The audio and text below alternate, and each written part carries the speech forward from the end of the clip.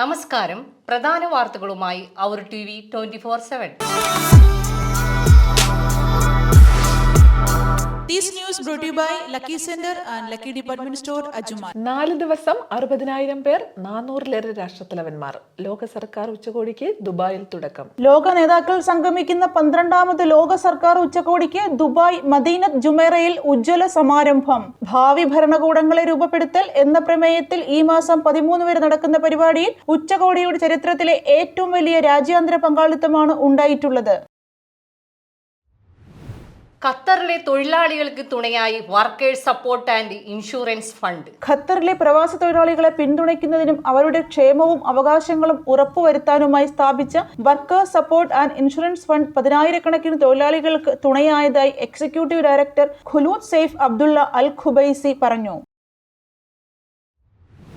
2025 അവസാനത്തോടെ UAE 500 EV charging സ്റ്റേഷനുകൾ സ്ഥാപിക്കും. 2025 അവസാനത്തോടെ 500-ലധികം ഇലക്ട്രിക് വാഹന ചാർജിംഗ് സ്റ്റേഷനുകൾ സ്ഥാപിക്കാൻ UAE ലക്ഷ്യമിടുന്നതായി ഊർജ്ജ അടിസ്ഥാന സൗകര്യ മന്ത്രാലയത്തിലെ ഊർജ്ജ പെട്രോളിയം കാര്യ അണ്ടർ സെക്രട്ടറി ഷെരീഫ് അൽ ഒലാമ പറഞ്ഞു. ലോക ഗവൺമെന്റ് ഉച്ചകോടിയുടെ പ്രാരംഭ ദിനത്തിൽ സംസാരിക്കവേ UAEയുടെ 50% ഉടമസ്ഥതയിലുള്ള മന്ത്രാലയം 2024-ൽ രാജ്യത്തുടനീളം 100-ലധികം EV ചാർജറുകൾ സ്ഥാപിച്ചതായും വർദ്ധിച്ചുവരുന്ന EV ഡിമാൻഡ് നിറവേറ്റുന്ന നെറ്റ്വർക്ക് വേഗത്തിൽ വികസിപ്പിക്കുന്നതായും അൽ ഒലാമ പറഞ്ഞു. كمية الطاقة المتجددة عندنا داخل دولة الإمارات توصل فوق ال 14 جيجاوات.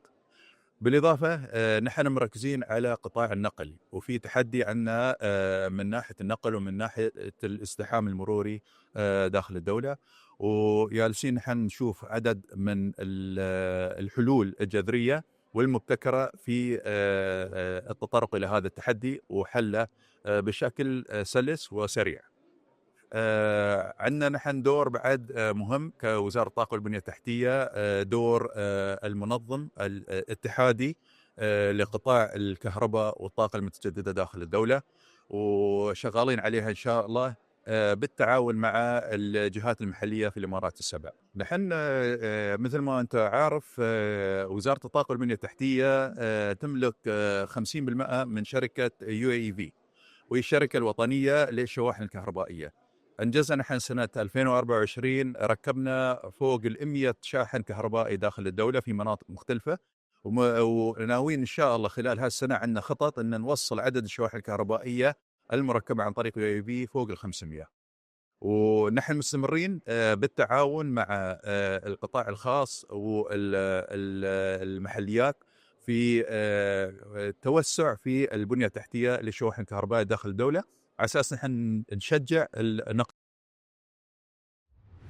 ദുബായിൽ വാഹനാപകടങ്ങളിൽ ജീവൻ പൊലിഞ്ഞത് 17 ഡെലിവറി റൈഡർമാർക്ക്. കഴിഞ്ഞ വർഷം ദുബായിൽ വാഹന അപകടങ്ങളിൽ 17 ഡെലിവറി ഡ്രൈവർമാർ മരിച്ചതായി മുതിർന്ന പോലീസ് ഉദ്യോഗസ്ഥർ പറഞ്ഞു. 2024-ൽ ദുബായിൽ മോട്ടോർ സൈക്കിൾ യാത്രക്കാർ ഉൾപ്പെടെ 616 അപകടങ്ങൾ രേഖപ്പെടുത്തി. ഇതിൽ 26 പേർക്ക് പരിക്കേറ്റു.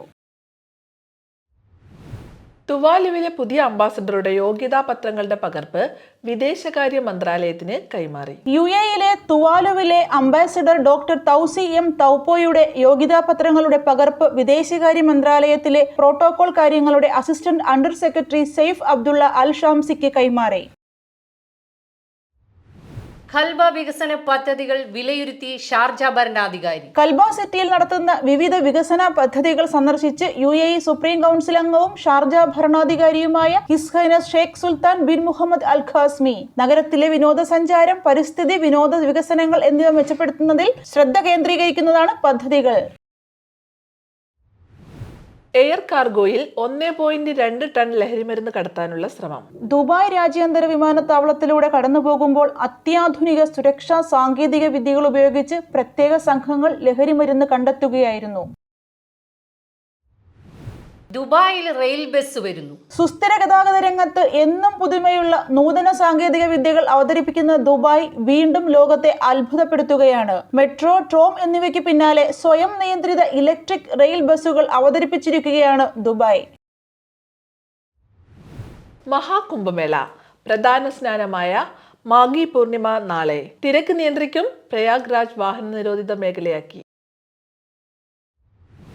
വിജയമന്ത്രങ്ങൾക്ക് ഇൻഡോ അറബ് ഫ്രണ്ട്ഷിപ്പ് പുരസ്കാരം. ഗ്രന്ഥകാരനും ഗവേഷകനുമായ ഡോക്ടർ അമാനുള്ള വടക്കാങ്ങരയുടെ മോട്ടിവേഷണൽ പരമ്പരയായ വിജയമന്ത്രങ്ങൾക്ക് ഇൻഡോ അറബ് ഫ്രണ്ട്ഷിപ്പ് പുരസ്കാരം. സമൂഹത്തിലെ എല്ലാ വിഭാഗം ആളുകളെയും പ്രചോദിപ്പിക്കുന്ന പരമ്പര എന്ന നിലയ്ക്കാണ് പുരസ്കാരം. ബന്ന ചേന്നമംഗലൂരിന്റെ അനുഗ്രഹിത ശബ്ദത്തിൽ സഹൃദയ ലോകം നെഞ്ചേറ്റിയ മലയാളം ബ്രോഡ്കാസ്റ്റിന്റെ പുസ്തകാവിഷ്കാരമാണ് വിജയമന്ത്രങ്ങൾ. തിരുവനന്തപുരം മസ്കറ്റ് ഹോട്ടലിൽ നടന്ന ഇൻഡോ ഖത്തർ സൗഹാർദ്ദ സംഗമത്തിൽ വിദ്യാഭ്യാസ മന്ത്രി വി ശിവൻകുട്ടി പുരസ്കാരം സമ്മാനിച്ചു.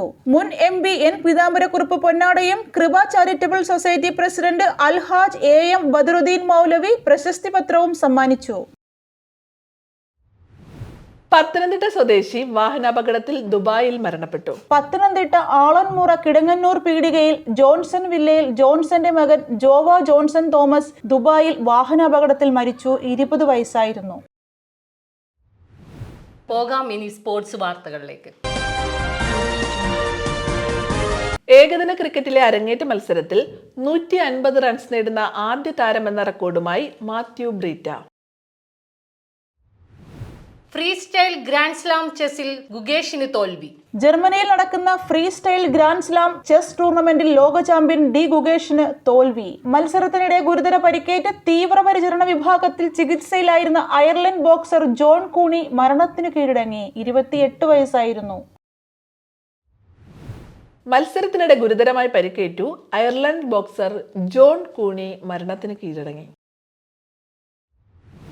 ISL ഫുട്ബോളിൽ ഒഡീഷ FC പഞ്ചാബ് FC മത്സരത്തിൽ 1-1 സമനിലയിൽ. ഇംഗ്ലീഷ് പ്രീമിയർ ലീഗ് ഫുട്ബോളിൽ ലിവർപൂളിനെ അട്ടിമറിച്ച് പ്ലിമത്ത്. ഇന്റർനാഷണൽ ലീഗ് കിരീടം ദുബായ് ക്യാപിറ്റൽസിന്. ഇന്റർനാഷണൽ ലീഗ് 2020-ൽ ദുബായ് ക്യാപ്റ്റൻസിന് അട്ടിമറി ജയം. ഫൈനലിൽ ഡസോർട്ട് വൈപ്പേഴ്സിനെ 4 വിക്കറ്റിന് കീഴടക്കിയാണ് ദുബായ് ക്യാപിറ്റൽസ് കന്നിക്കിരീടം ചൂടിയത്. ഈ വാർത്തകൾ ഇവിടെ അവസാനിക്കുന്നു. വാർത്തകളും വിശേഷങ്ങളുമായി വീണ്ടും കാണാം. This news brought to you by Lucky Center and Lucky Department Store, Ajmal.